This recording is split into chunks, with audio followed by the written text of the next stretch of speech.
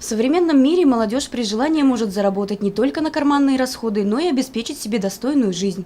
Одни студенты подрабатывают свободное от учебы время, другие, благодаря хорошей успеваемости, получают повышенную стипендию, размер которой сегодня варьируется от 4 до 12 тысяч рублей. В числе достойных материальной поддержки в этом году оказалась и студентка 3-го курса юридического факультета Сибайского института БГУ Лена Вагапова. Я получаю самую большую стипендию, можно сказать.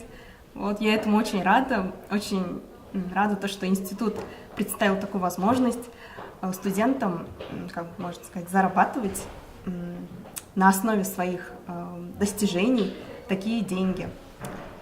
Очень приятно их получать.